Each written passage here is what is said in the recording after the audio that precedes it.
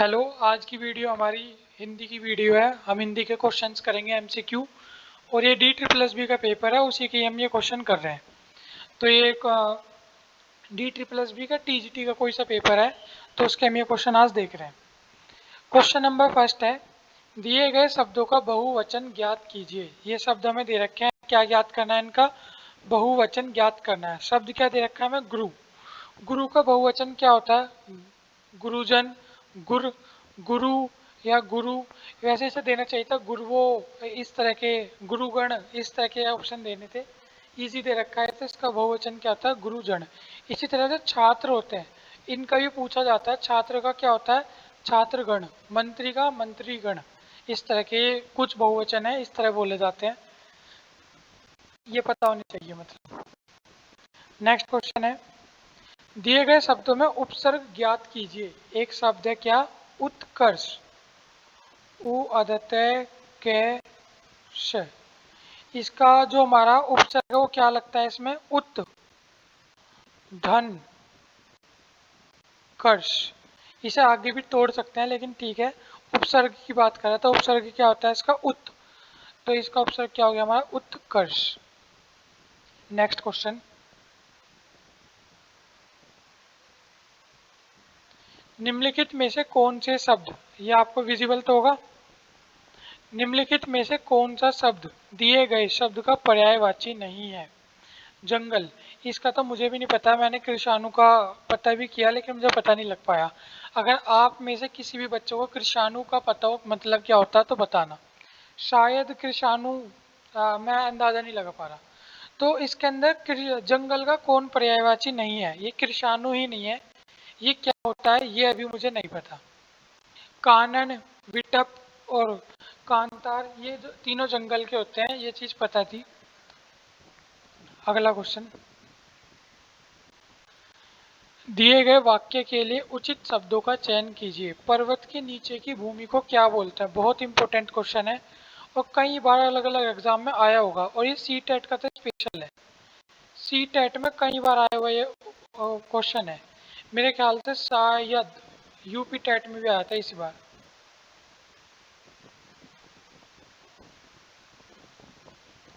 तो जो हमारे पर्वत के नीचे की भूमि होती है उसे क्या बोलते हैं? हम उपत्यका बोलते हैं। इंपॉर्टेंट क्वेश्चन है, पर्वत के नीचे की भूमि को क्या बोलते हैं? उपत्यका। नेक्स्ट क्वेश्चन, निम्नलिखित में से कौन सा द्वंद्व समास का उदाहरण है? द्वंद्व समास कौन सा होता है हमें ये पता होना चाहिए। जैसे माता पिता, माता और पिता, जैसे कोई मैंने वर्ड बोला, उसे जब मैं व्याख्या करूंगा तो बीच में और आता है अधिकतर। माता पिता, भाई बहन, भाई और बहन। इसी तरह चाय कॉफी, चाय और कॉफी। काली मिर्च, काली और मिर्च थोड़ी ना बोलते थे, तो काली मिर्च तो नहीं हो पाएगा। हम ऑप्शन देखते हैं। चाय कॉफी को बोल सकता हूँ मैं चाय और कॉफी। काली मिर्च को काली और मिर्च बोल सकता हूँ? नहीं, तो ये भी नहीं होगा। चरण कमल को चरण और कमल बोल सकता हूँ? नहीं। दही बड़ा को दही और बड़ा बोल सकता हूँ? नहीं। तो इसका क्या होगा हमारा? चाय कॉफी हुआ, माता पिता हुआ, ऊपर नीचे हुआ, दाएं बाएं हुआ, ये सब हमारे द्वंद्व समास के होते हैं उदाहरण। अगला, निम्नलिखित में से कौन सा शब्द युग्म भिन्न है? इनके अंदर से कौन सा जो शब्द है वो क्या अलग है, मतलब बाकी से अलग होगा? चेक करते हैं। लूटपाट, कहना सुनना, भाग दौड़, चुपचाप। देखो, लूट का मतलब होता है, लेकिन पाठ का कोई मतलब नहीं होता, एक तरह फ्लो में बोला जाता है। भाग दौड़, इसके अंदर मेनली मतलब भाग दौड़ का मतलब जल्दी जल्दी काम करने से भाग दौड़ बोलते हैं। इसके अंदर भी भाग दौड़, इनका मतलब एक ही सेंस में आता है, दोनों का सेम ही मतलब होता है। लूट पाट का मतलब भी हम कह सकते हैं सेम ही होता है। चुपचाप का मतलब भी सेम ही है, चुप रहना। लेकिन कहना सुनने का मतलब ना तो देखो, अगर किसी को हल्का सा डाउट हो मैं दोबारा एक बार बोलूंगा इसे। लूट पाट है, इसका मतलब लूटना ही होगा। भाग दौड़ का मतलब भागना है, दौड़ना ही होगा। भागना ही, भागना भी वही मतलब होता है, दौड़ना भी, भाग दौड़ वही होता है। चुपचाप का मतलब चुपचाप ही होता है, लेकिन कहना सुनने का मतलब कहना अलग होता है, सुनना अलग होता है, तो दोनों अलग अलग है ना। इसके इसके दोनों अलग अलग कथन है, इसलिए इन बाकी चार में से यही अलग है। तो आंसर क्या होगा हमारा? Option number B.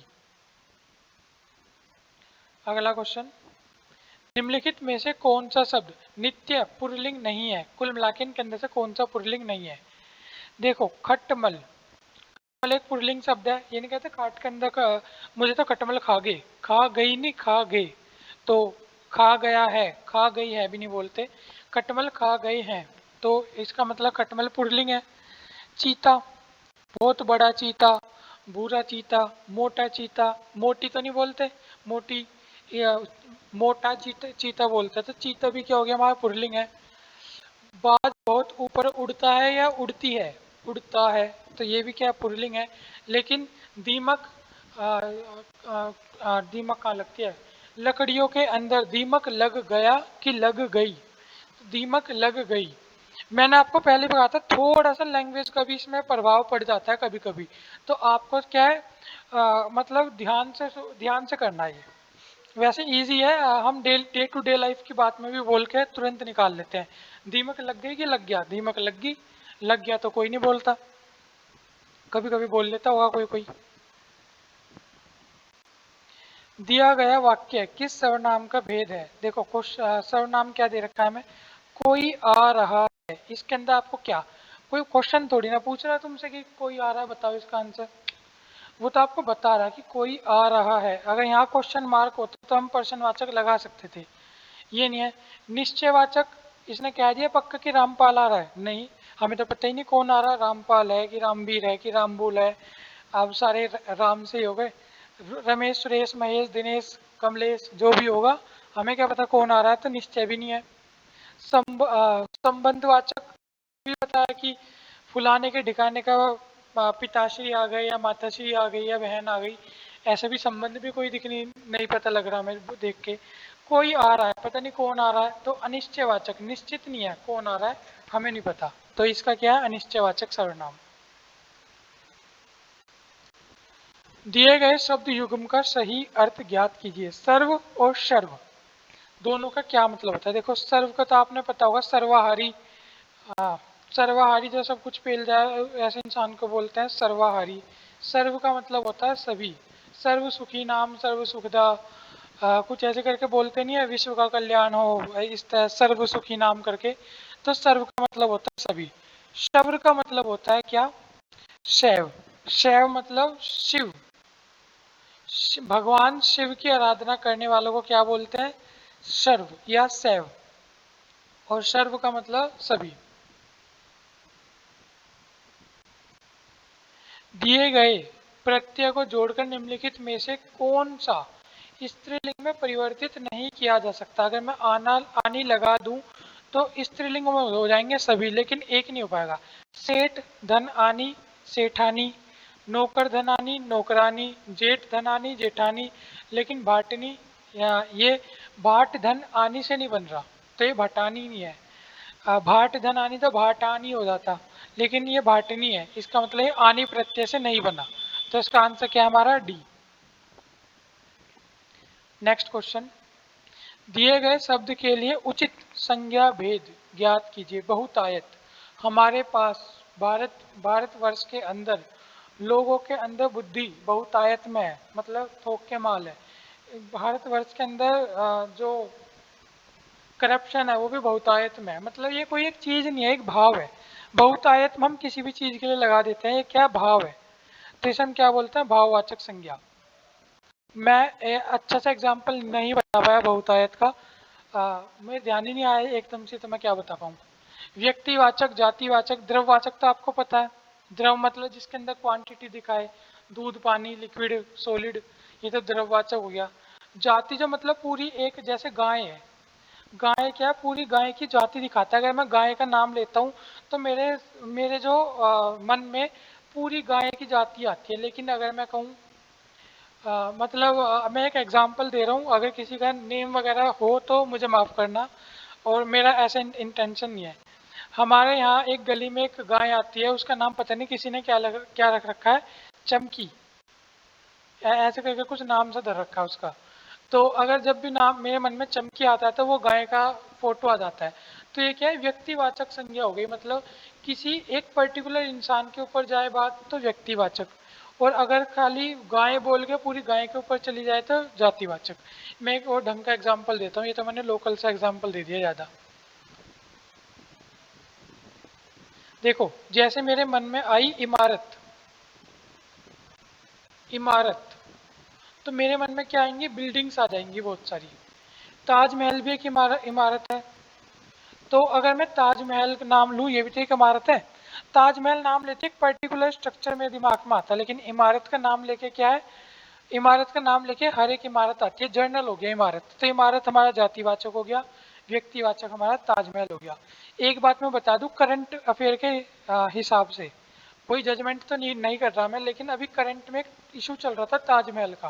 ताजमहल चर्चा में था। चर्चा में क्यों था, तो अगर आप कोई बताना चाहे तो मुझे कमेंट करके बता सकता है ताजमहल अभी चर्चा में क्यों था। इसका आंसर मैं वीडियो के एंड में बताऊंगा आपको।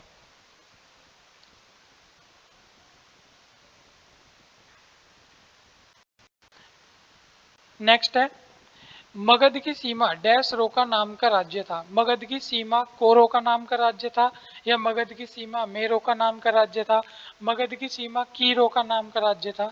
तो क्वेश्चन आप देख रहे हो इजी है, बस प्रैक्टिस की इनके अंदर क्या है, नीड है। तो मगध की सीमा मेरो का नाम का राज्य था, सिंपल है। दिए गए शब्दों का संधि, दिए गए शब्दों की संधि ज्ञात कीजिए। महाजमा औदार्य है, तो क्या हो जाएगा इसका, महोदार्य है। फेमस है और कई बार पेपर में आ चुका है ये वर्ड भी, महोदार्य का। अगला क्वेश्चन, निम्नलिखित में से कौन सा तद्भव शब्द का उदाहरण नहीं है। देखो दो शब्द होते हैं,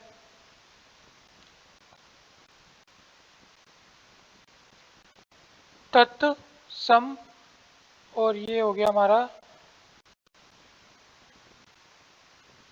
तद्भव। तत् का मतलब होता है क्या, संस्कृत, एसकेटी लिख रहा हूं। सम का मतलब समान, जो वर्ड संस्कृत के समान है, संस्कृत के ही है, उसे क्या बोलते हैं, तत्सम। तद्भव मतलब संस्कृत को हमने अपने इजी वे में कन्वर्ट करके लिख लिया, उस शब्द को क्या बोलते हैं, तत्भव शब्द बोलते हैं। जैसे सूरज है, हम आजकल की भाषा में क्या बोलते हैं, सूरज, लेकिन इसका रियल नाम क्या है, सूर्य। तो सूर्य क्या है, एक हमारा सूर्य बोलते हैं। पुराने उसमें सूर्य बोलते थे, आज के टाइम में हम सूर्य को क्या बोलने लगे, सूरज।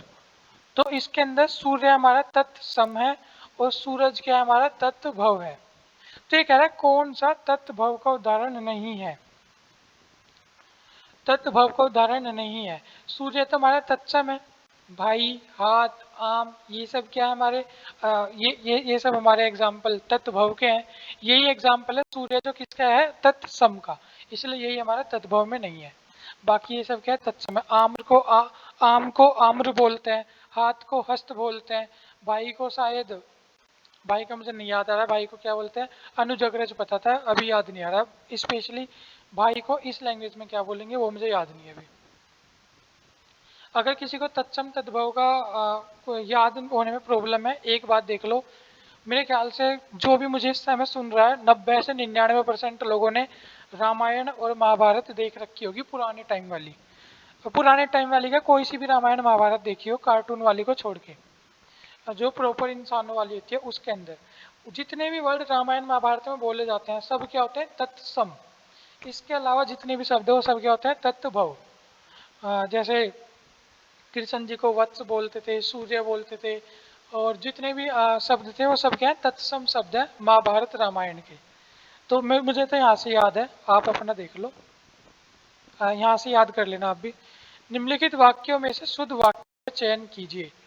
देखते हैं पढ़ के, इतना मीठा चाय मैं नहीं पी सकती, इतनी मीठी चाय, इतना मीठा तो कुछ होता ही नहीं।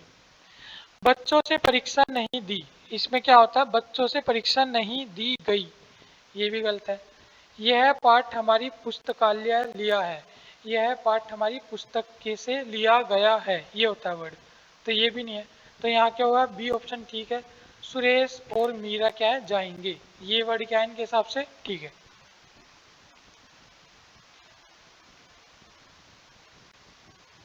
दिए गए शब्दों का विलोम शब्द ज्ञात कीजिए। सघन, ये वर्ड है सघन, इसका मतलब क्या होता है, सघन मतलब जहाँ, जैसे ये एक स्पेस है, इसके अंदर वो बहुत छोटी छोटी जगह, वो स्पेस बहुत कम है, मतलब यहाँ क्या है, यहाँ बहुत सघन सघन एरिया है, मतलब भीड़ भाड़ का एरिया है। विरल मतलब खुला खा, ये है इसके अंदर 4 लोग हैं बस, तो इस पूरे कमरे में, तो ये क्या है, विरल है।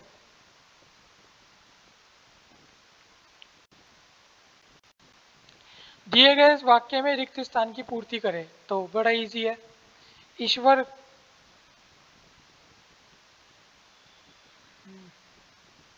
एक सेकेंड में, इसमें तो सबको पता होगा, ईश्वर के घर देर है अंधेर नहीं, तो ये तो बताने की भी जरूरत नहीं पड़ी। दिए गए शब्द की संज्ञा ज्ञात कीजिए। ठग, ठग क्या है, एक जाति है, जातिवाचक संज्ञा है मतलब।